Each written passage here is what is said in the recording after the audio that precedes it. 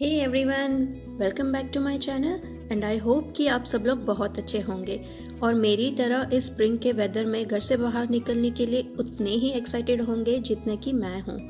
तो आज के इस वीडियो में मैं अपना इवनिंग यानी कि आफ्टर वर्क रूटीन शेयर करने वाली हूँ, जो कि है इवनिंग 5 से लेके नाइट 10 o'clock तक का। और बहुत सारी एक्टिविटीज़ होती है, बदलते वेदर के साथ साथ बहुत सी डिफरेंट एक्टिविटीज़ होती है। तो चलिए शुरू करते हैं। वैसे तो मेरा ऑफिस शाम के 5 साढ़े 5 बजे तक चलता है, लेकिन आज क्योंकि मेरा एक ट्रेनिंग सेशन था, मुझे एक टीम को ट्रेनिंग देनी थी, तो आज मेरा डे थोड़ा जल्दी वाइंड अप हो गया। अराउंड 4:30 मेरा जो काम था वो सारा ख़त्म हो गया और फिर बाहर वेदर आज काफ़ी अच्छा था, काफ़ी सनी था। तो मैंने सोचा कि I should be going for walk, I did not want to miss this chance. तो बस तुरंत ही मैंने सब कुछ वाइंड अप करके I decided to go for walk. अगर मैं डिनर के प्रिपरेशंस करने के लिए बैठ जाती तो फिर वॉक के लिए लेट हो जाता। So I thought let me go out for walk first and then do the rest of the task.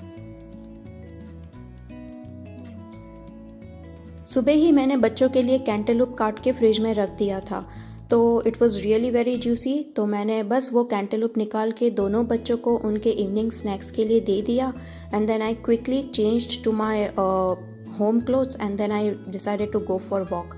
Actually मैं प्रिफ़र करती हूँ कि वॉक के लिए जितना हो सके उतना जल्दी निकलूँ, क्योंकि एक बार अगर मैं शाम को 6 बजे के बाद निकलती हूँ तो ट्रस्ट मी, हम लोग एक्चुअली वो टाउन हाउस कम्युनिटी में रहते हैं, तो 6 बजे के बाद हम बाहर निकलते हैं तो इतने सारे नेबर्स, इतने सारे फ्रेंड्स बीच में मिल जाते हैं, तो फिर बातों में ही पूरा टाइम निकल जाता है और फिर वॉक तो बाजू पर ही रह जाता है। तो बस मैंने क्विकली चेंज कर दिया, अपना जो स्टेप काउंटर था उसे भी सेट कर दिया and then I quickly step out for walk. जो भी इंडिया के बाहर रहते हैं वो आई एम श्योर अग्री करेंगे मेरे साथ कि ये जो टाइम है, जो स्प्रिंग का, जो समर का, हम लोग ट्राई करते हैं कि जितना हो सके उतना घर से बाहर निकले, क्योंकि वैसे भी सनलाइट यहाँ पे बहुत कम मिलती है। अराउंड अक्टूबर या नवंबर से तो ठंड शुरू हो जाती है टिल मार्च, और ये अप्रैल मिड तक तो इतना ठंडा वेदर होता है कि हम घर से बाहर ही नहीं निकल पाते।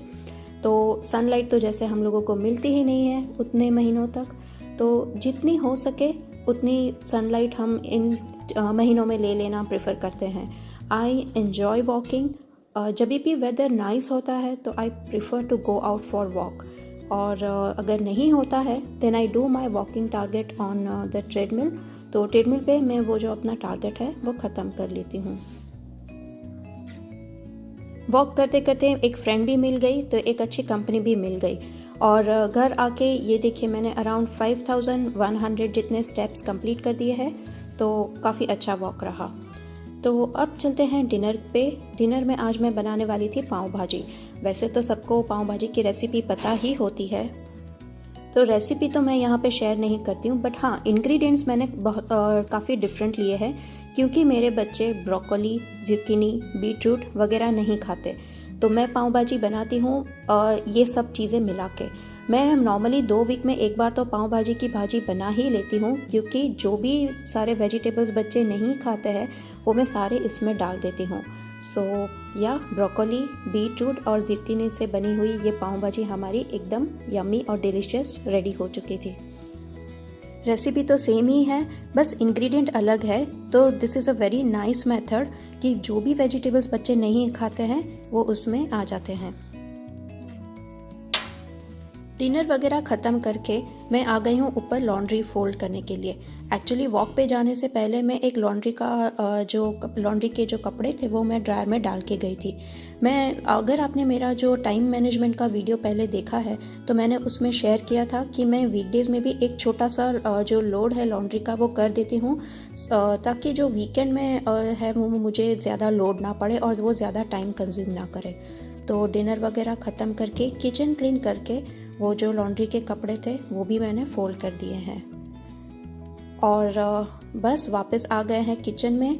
मेरी एक हैबिट है कि जो भी ड्राई और क्लीन जो बर्तन होते हैं वो मैं सोने से पहले हमेशा उनको उनकी जगह पे रख देती हूँ, so that my next morning मुझे ज़्यादा टाइम कंज्यूम ना करे। वो बर्तन वगैरह उनको अपनी जगह में रखने के लिए ज़्यादा टाइम भी नहीं लगता और फिर नेक्स्ट जो हमारी मॉर्निंग है वो काफ़ी ईजी हो जाती है।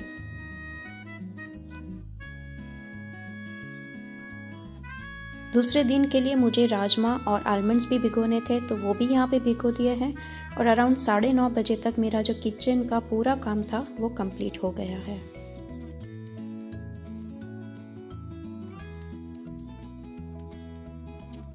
और बस मैं एक बार फिर से किचन में चेक कर लेती हूँ, डिश वॉशर चेक कर लेती हूँ कि ताकि कोई बर्तन तो डिश वॉशर में रह नहीं गया। ट्रस्ट मी, जब भी डिश वॉशर को एम्प्टी देखते हैं, खाली देखते हैं, एक इतनी अच्छी रिलीफ मिलती है कि हाँ सब कुछ डन हो गया। किचन ख़त्म होने के बाद बस फैमिली के साथ थोड़ा टाइम स्पेंड करते हैं, बच्चों के साथ टीवी वगैरह देख लेते हैं। उसी टाइम मैं अपना जो टू डू लिस्ट है वो मैं एक बार वेरीफाई कर लेती हूँ कि कहीं कोई काम दिन के छूट तो नहीं गए। जैसे आज मुझे अपना सर्टिफिकेशन के लिए थोड़ी क्रेडिट्स कंप्लीट करनी थी, लॉन्ड्री वगैरह कंप्लीट करनी थी, तो वो मैं चेक कर लेती हूँ। तभी रियलाइज़ हुआ कि मुझे एक माइकल्स में ऑर्डर प्लेस करना था, तो वो बाकी रह गया है, तो वो मैं सोने से पहले कर लूँगी। और उसी टाइम जो दूसरे दिन के काम होते हैं वो भी मैं लिस्ट करके रख लेती हूँ ताकि कोई छूट ना जाए। बर्थडे कॉल, जैसे पता नहीं हमेशा ऐसा होता है कि अगर किसी का बर्थडे वगैरह होता है तो हमेशा हमें पहले से याद रहता है, लेकिन जब भी वो बर्थडे का जो दिन आता है बस उसी दिन भूल जाते हैं। मेरे साथ तो फ्रीक्वेंटली ऐसा होता है। तो फिर कल मेरी एक फ्रेंड का बर्थडे था, तो मैंने उससे लिस्ट कर दिया है कि मुझे उसको कॉल भी करना है।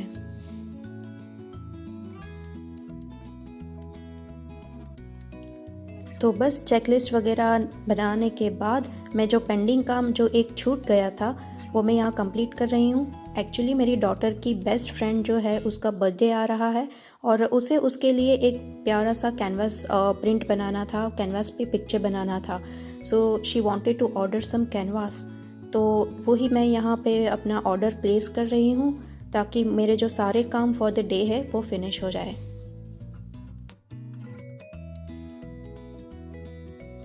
ऐसे छोटे छोटे काम अगर हम वीकडेज़ में ही कंप्लीट कर लेंगे और 5 या 10 मिनट ही लगते हैं, लेकिन अगर वो वीकडेज़ में कंप्लीट हो जाते हैं तो वीकेंड्स में हमारा काफ़ी टाइम बच जाता है। वीकेंड्स में वो बर्डन नहीं रहता। तो बस यहाँ पे मेरा ऑर्डर भी प्लेस हो चुका है and this was all about my evening routine, my after work routine. If you like the content then please do like, share and subscribe to my channel. I will see you soon in my next video. Till then, stay tuned, take care, and bye bye.